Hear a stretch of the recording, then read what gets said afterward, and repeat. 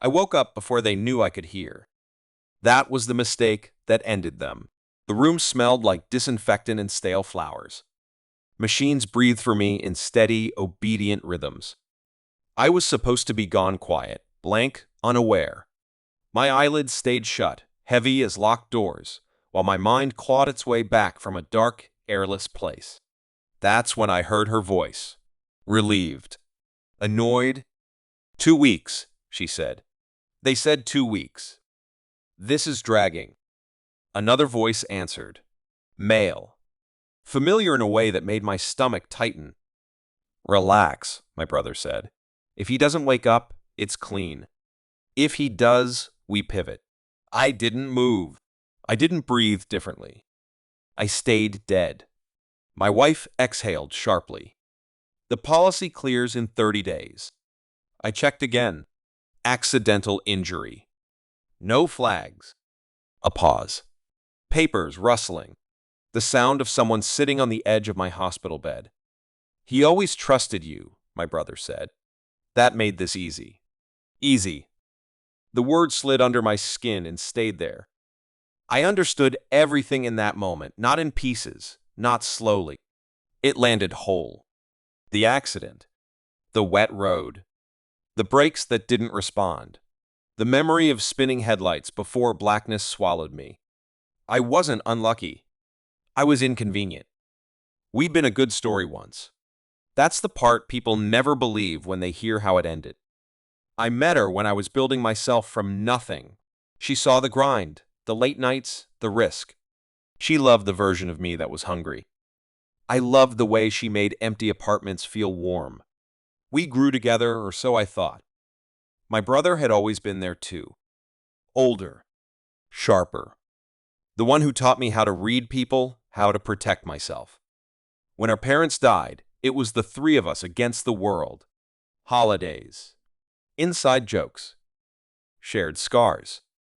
Trust like that doesn't crack loudly. It erodes silently. Looking back, the signs were almost polite. The way she took phone calls in the car. The way my brother stopped meeting my eyes. The sudden interest in my insurance, my will, my what if something happens plans. I noticed. I dismissed. Love has a way of sanding down sharp instincts.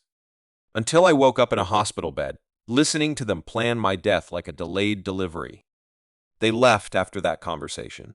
She kissed my forehead. Her lips were cold. I'll be back soon, she whispered. I almost smiled. When the nurse came in an hour later, I opened my eyes. Confusion. Weakness. A performance worthy of an award. The doctors called it a miracle. I called it an opportunity. Recovery was slow. Painful. Public. They visited often, wearing concern like tailored suits. My wife cried easily. My brother prayed loudly. Everyone thought I was lucky to be alive. No one thought I remembered everything. While my body healed, my mind worked. I asked questions I had already answered. I let them explain things I knew were lies. I watched reactions instead of listening to words. Patterns emerged. Confirmations stacked neatly in my head. Then I started preparing. Quietly. I hired a lawyer under the guise of updating my estate. A near-death wake-up call, I joked. He smiled. I paid him well. He asked no unnecessary questions. I requested medical records, accident reports, vehicle inspections. The brakes had failed due to tampering. The file had been marked inconclusive. I asked for a second look. I installed new cameras at home. For my safety, I said. My wife agreed too quickly. My brother helped set them up. I never told them the audio recorded separately. I transferred assets slowly, not hiding, restructuring, trusts, shells, contingencies. I let my wife believe she was still the beneficiary. I let my brother think his name still sat quietly on a few documents. I gathered evidence like a man assembling a weapon, piece by piece. Phone records, deleted messages recovered by a specialist, a burner phone linked to my brother, payments to a mechanic with a history of cash jobs and loose ethics. I didn't rush. Revenge is fragile when it's rushed. I told my wife I wanted to renew my life insurance, higher coverage. For peace of mind, I said. She didn't hide her smile well. I told my brother I wanted him to be executor if anything ever happened. He hesitated, just enough, then nodded. That hesitation told me everything. I invited people over, friends, family, a celebration of survival. Laughter filled the house, glasses clinked, cameras watched. I made a speech. I wouldn't be here without you, I said, looking directly at them. Both of you. My wife squeezed my hand. My brother raised a glass. Behind their smiles, something shifted. They felt it. Pressure. The sense that the ground was less stable than before. Good. I leaked information, not to the police, not yet, to an insurance investigator with a reputation for obsession. I didn't accuse. I suggested. I asked questions. I shared documents by accident. I let curiosity do the work. He dug, found inconsistencies, requested interviews.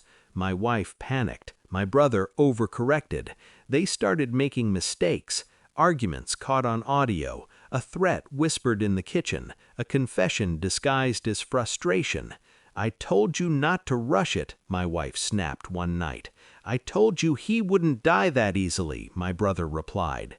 I slept like a child after that, not in a dark room, not with shouting, in daylight. I invited them to my lawyer's office, told them it was about finalizing my will. I watched their reflections in the elevator mirrors, nervous, excited, guilty. The lawyer closed the door. Then he opened a folder, audio transcripts, photos, bank transfers, forensic reports. The room went quiet in a way silence rarely does. My wife spoke first. "What is this?" "Your confession," I said calmly, "and his." My brother stood up. "This is insane!" I pressed a button on my phone. Their voices filled the room, familiar, damning. My wife collapsed back into her chair. My brother's face drained of color. "I loved you," she whispered. "No," I said. "You loved the exit." The investigator stepped in, badge visible now. Handcuffs followed. Power shifts are rarely loud. They are final. Charges filed, assets frozen, reputations dismantled piece by piece. Friends disappeared, family took sides. I didn't argue. I watched from a distance, untouched. The insurance policy? Voided. Fraud clause. My brother lost everything. My wife lost her freedom. I lost illusions. People asked if I felt guilty, if revenge made me hollow, if forgiveness would have been healthier. They didn't hear the conversation, I did. They didn't lie still pretending to be dead while their world plotted their end. Now, when I think back to that hospital room, I don't feel anger. I feel clarity. I learned what silence can do, what patience builds, what happens when you let people believe you are weaker than you are. They thought my coma erased me. It didn't. It woke me up. And I walked away with everything they tried to take, my life, my power, and the satisfaction of knowing justice doesn't always shout. Sometimes it waits, and then it wins.